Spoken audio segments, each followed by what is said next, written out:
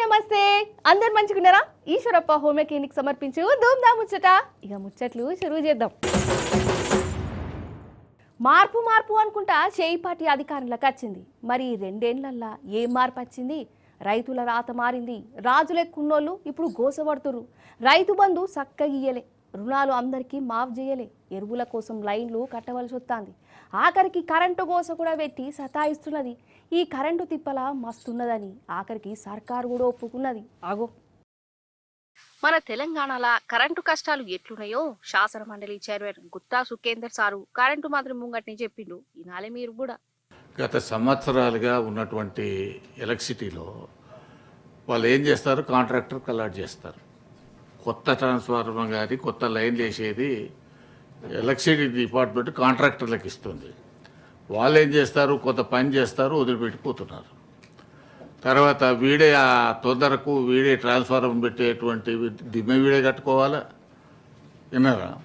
వీడే ట్రాన్స్ఫార్మర్ తెచ్చుకోవాలా. అసలు చట్టం ప్రకారం మీరు చెప్పే దాని ప్రకారం ఏంటంటే మీరే ట్రాన్స్ఫార్మర్ తెచ్చి దిమ్మె మీద పెట్టి పోవాల్సినటువంటి అవసరం ఉంది. కాలిపోతే కూడా ఫోన్ చేస్తే మీరే వచ్చి ట్రాన్స్ఫార్మర్ తీసుకుపోయి మళ్ళీ ట్రాన్స్ఫార్మర్ పెట్టాలి. కానీ ప్రాక్టికల్గా ఇవన్నీ ఇంప్లిమెంటేషన్లో జరగడం లేదు. ఇది వాస్తవం. నేనే ప్రతిసారి ఊరికి పోయినప్పుడల్లా వచ్చినప్పుడల్లా నేను ఎస్సీకి ఫోన్ చేసి అయ్యా వీళ్ళకు బడ్జెట్ పెట్టండి అనే విషయాన్ని నేనే చెప్తున్నాను. ఇది ఇంకా మధ్యలో సాక్ష్యం కూడా కాదు, నేనే స్వయంగా ఫోన్ చేసి ఎస్సీకి ఈ చిట్యాల మన సబ్ స్టేషన్కి సంబంధించినటువంటి ఏఈకి డబ్బులు కావాలా, బడ్జెట్ పెట్టండి, ఈ ట్రాన్స్ఫార్మర్లకు పెట్టండి.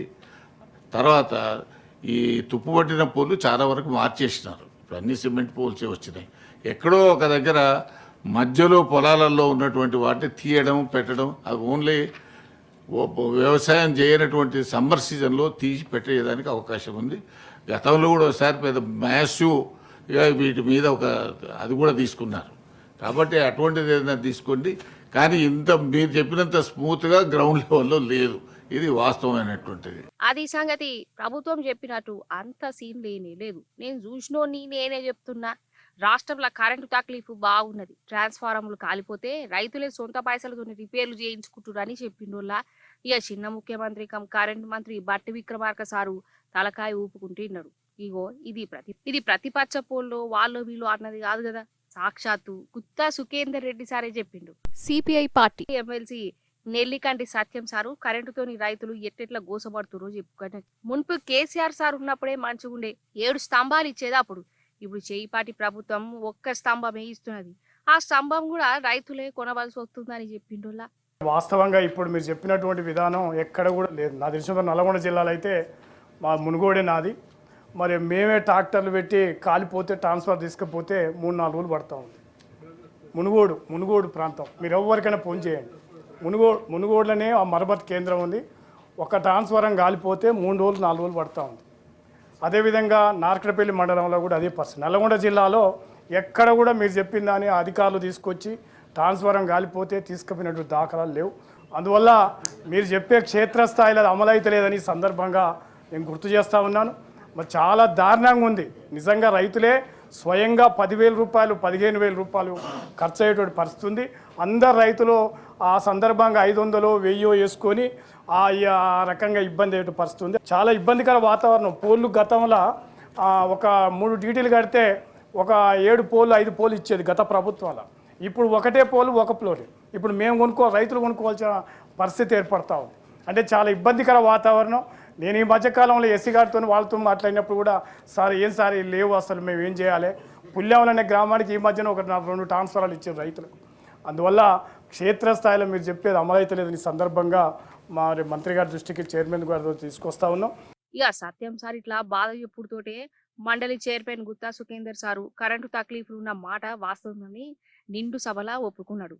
కాదు ఏంది మన తెలంగాణకి గోసలు? అసలు కేసీఆర్ సారు ముఖ్యమంత్రిగా ఉన్నన్నాళ్ళు మన కాడ వ్యవసాయం పండుగ లెక్క ఉండే, దేశానికి తొవ్వ చూయించినాం. ఇక్కడ రైతులు రందు లేకుండా రాజు లెక్క ఉండేది. కానీ ఇప్పుడేమే కేసీఆర్ సార్ ఇట్లా పక్కకు జరుగుడుతోటే వ్యవసాయం దండుగ లెక్క అయిపోయారు. అసలు రేవంత్ సార్ కు మన రైతులంటే బాగా కోపం అయ్యింది. ఇదే సమజ్ అయితే లేదు. రైతు బంధువు వెయ్యడు, నీళ్లు రానియడు, యూరియా దొరకనిత్తలేడు, పండించిన పంటకు మద్దతు ధర రాదు, కరెంటుతోని తిప్పలా, ట్రాన్స్ఫార్మర్లు కాలిపోతే తెయ్యకుండా నీ సావు మీరే సావుర్రు అన్నట్టు చేసి ఇంకెంత కాలం ఈ గోస. ఎలక్షన్ల ముందు రైతులకు బొచ్చడని ముచ్చట్లు చెప్పి ఈ చేయిపాటోళ్ళు ఆ ముచ్చటాన్ని ఇప్పుడు ఏమైపోయా మంచిగున్న వ్యవసాయాన్ని ఎందుకు ముంచుతారని గరమైతురు రైతులు. మన రేవంత్ సారు ఏమంటాడోలా ఆడోళ్ళ కోసం ఫ్రీ బస్సు పెట్టినాం, ఫ్రీగా ప్రయాణం చేస్తానులని రాగం తీస్తాడు కదా. తీయమంటే ఫ్రీ బస్సు స్కీమ్ ఉన్నది బరాబరే, కానీ బస్సులు ఉంటేనే కదా. అంతెందుకు సీఎం సార్ వారి సొంత జిల్లాల చదువుకునే ఆడపిల్లలు బస్సులు లేక ఇగో వ్యాన్లలా యాలాడుకుంటా ఎట్లా పోతుండో చూడుర్రి.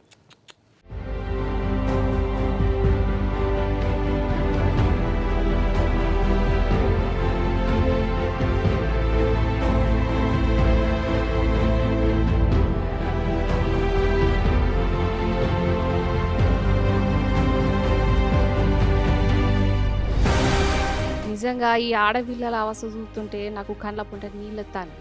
ఏంది అసలు ఇదేం గోసా? బడికి పోయే తందుకు కూడా బస్సు లేకుంటే ఎట్లా? వీళ్ళ చదువులు ఏం కావాలి? అగో ఎంతమంది యాలాడుతున్నారు చూడురే. పుసుక్కున ఇటు అటు అయితే ఎవరిది జిమ్మెదారి? మన తెలంగాణ ఆడపిల్లలు చదువుకోవాలంటే గింతగనం అవస్థలు వాడాలన్నా ఇంకా?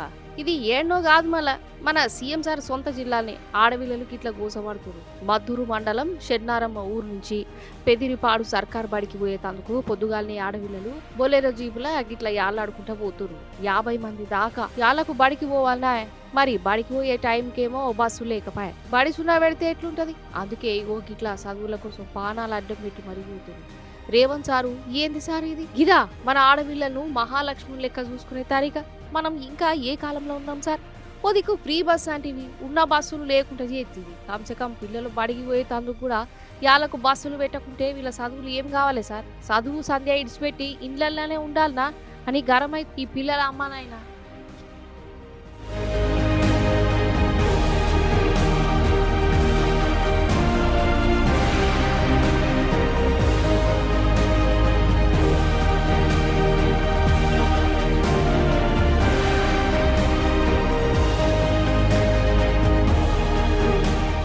కొందరు ఎట్లుంటారంటే కంతిరోళ్ళు ఉంటారోలా.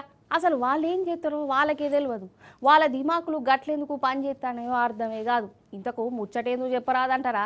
ఏం లేదులా, బండి మీదనో ఆటోనో కార్నో పోతుంటే ట్రాఫిక్ పోలీస్ అయినా ఆపితే ఏం చేస్తారు? ఆగిపోవాలి. వాళ్ళు కాగితాలు అడిగితే చూయించాలి, అంతే కదా. కానీ ఒక ఆయన ఏం చేసిండు ఎరికేనా? చూడురి మీరే. అయితే ఫస్ట్ గిన్నె శాఖలు చూడు. అగో అది తాడా లేకుంటే రబ్బర్ పామ గట్ల ఆటలాడుతుండేంది అనిపిస్తున్నది కదా. అది ఒరిజినల్ పామే, కత్తులతో కాదు. ఏందంటే పాముతోని ట్రాఫిక్ పోలీసులను బెదరగొడుతుండు. ఏందంటే ఈయన మన హైదరాబాద్ పాత బస్తీలో ఉంటాడు. మొన్న మందు తాగి ఆటో నడుపుతుండట. పోలీసులు దొరకబట్టి ఆటోను సీజ్ చేసిరు. మరి అట్లా చేసినప్పుడు తప్పైపోయిందని చెంపలేసుకోవాలి, జరిమానా కట్టాలి కదా. కానీ పామును పట్టుకొచ్చి ట్రాఫిక్ పోలీసులను బెదరగొట్టిండటం వల్ల నా ఆటో నాకేయకుండా పాముతోని కాటు పెట్టి చంపుతా అని ఇట్లా గాయ చేస్తున్నాడు. వామో అగో చూడు చేతిని ఎట్లా సుట్ట చూస్తుండో పామును.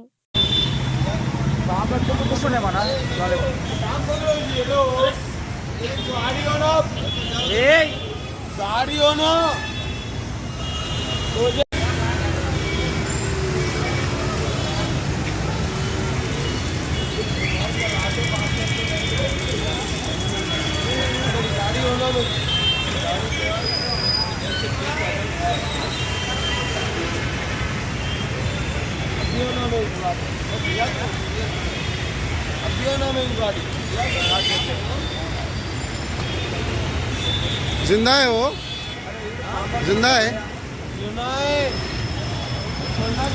కింద గత్తర చేసిండా. పోలీసోళ్ళు దొరకబట్టినాక మనోన్కి మత్తు దిగింది, సోయిలకు వచ్చిండు. అప్పుడేమంటుండో ఇనుర్రిగా. गलती हो गई साहब, अब से पुलिस वालों के करीब नहीं आते, ड्रिंक भी नहीं करते, मैं ऑटो चलाना छोड़ देते साहब. अब से गलती नहीं करते साहब. गलती मैं करा, साम दिखा के डराया साहब. माफी चाहता हूँ साहब, गलती हो गई. पूरे से माफी चाहता हूँ, पूरे पब्लिक से माफी चाहता हूँ. पूरा सोशल मीडिया पे डाल दो ये वीडियो साहब. गलती हो गई साहब. जिंदा था मरे हुआ था साहब. मैं तो ये बोलना चाहूंगा, पी के गाड़ी नको चलाओ, मेरे सर का परेशान नको, और ऑफिसरों की रेस्पेक्ट करो. रेस्पेक्ट करो, पुलिस वालों की जितनी रेस्पेक्ट करेंगे वो अपनी रेस्पेक्ट करेंगे. अपने हाथ से काम करते हैं हिफाजत के हाथ से. అగో శుద్ధ పూస లెక్క ట్రాఫిక్ రూలు ఏమన్నా చెప్తుండా? తప్పైపోయింది. ఎవ్వరు కూడా మందు తాగి ఆటో నడపద్దు, తప్పుడు పనులు చేయొద్దని ఇప్పుడు చెంపలు వాయించుకుంటుండు. ఒక్క రోజులనే బుద్ధి వచ్చిందంటే పోలీసు వాళ్ళు మంచిగానే సన్మానం చేసినట్టున్నారు. అరే భగవంతా ఏంది ఇది?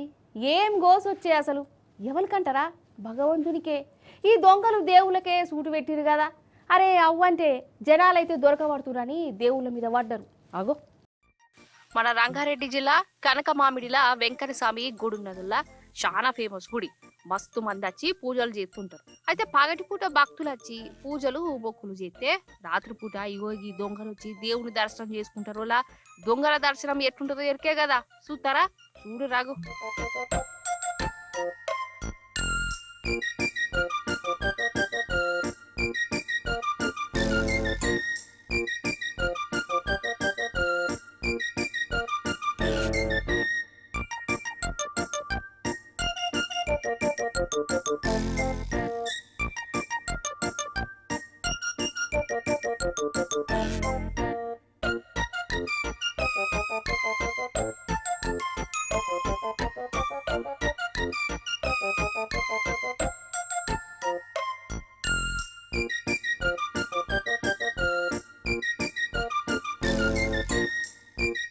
చూసినావా?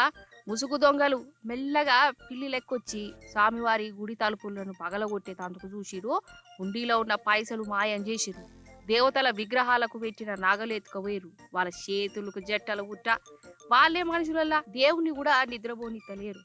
గిట్లా మోసం చేస్తానులేంది. వెంకన్న స్వామికే సూటు పెట్టిరంటే వీళ్ళను ఏమనాలే, ఏం చేయాలి? కాతకున్నా వారేదు. నిజం చెప్తున్నా, ఈ నడుమ దొంగలు బాగంటే బాగా దూసుకోబోతురు. వాళ్ళకు పోలీసులు దొరకబడతారన్న భయం లేదు. జనమున్న జాంతనై ఆఖరికి దేవుళ్ళను కూడా ఇడిచిపెడతలేరు. పట్టపగలు లేదు, నడ్యం రాత్రి లేదు. గిట్ల మోపేరేంది అసలు? ఇప్పుడు మనం ఆంధ్ర దిక్కు పోదాం రారుల్లా. కోనసీమ జిల్లా ఉన్నది కదా, ఆడ కొబ్బరి చెట్టు బాగుంటాయంట కదా. అవోగా కొబ్బరి చెట్టు మాడి మసైపోయింది కాదు, ఆడ గ్యాస్ లీక్ అయిందట. పెద్ద పెద్ద మంటలు వెళ్ళినాయి. అంత ఆగమాగం చందన అగో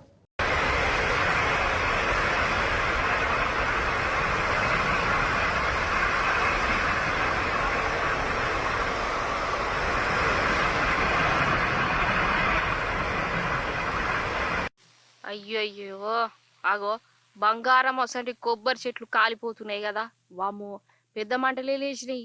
మన పక్క రాష్ట్రం ఆంధ్రాలో వల్ల కోనసీమ జిల్లాల గ్యాస్ లీక్ అయింది కాదు. గ్యాసు ఓఎన్జీసీ కంపెనీలకు వెళ్ళి పైప్ లైన్ లీక్ అయిందట. ఊరంతా గ్యాసే మంటలు అంటుకున్నాయి. జనాలు కట్టుబట్టలతోని ఊరు అవతల ఊరుకుడు.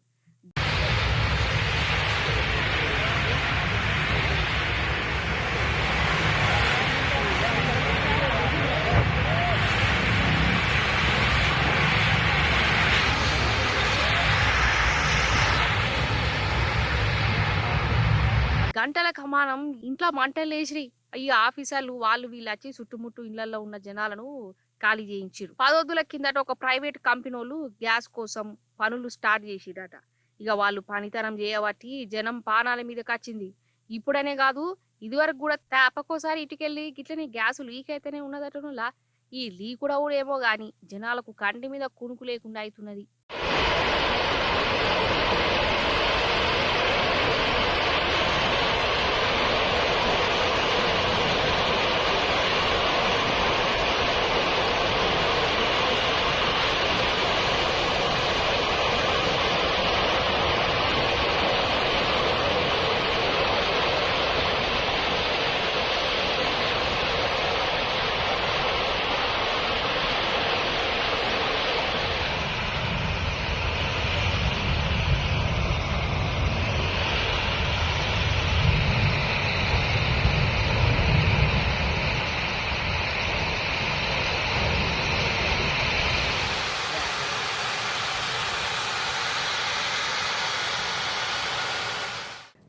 ఆగురి ఇంకొక్క ముచ్చట ఉన్నది, అది కూడా చూసిరనుకో ఓ చిత్తం అవుతుంది.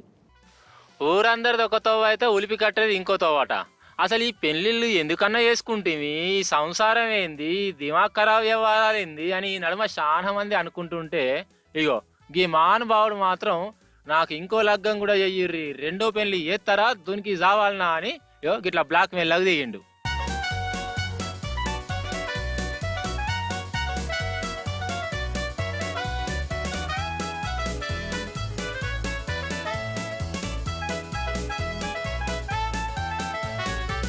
అయితే వీడు ఉత్తరప్రదేశోడు. ఇదివరకే పెళ్ళైంది, కానీ వీని కంతిరేశానికి ఇంటామె ఇడిచిపెట్టిపోయిందట. ఖతం ఇక ఇంకో పెళ్లి మీద పడ్డాడు.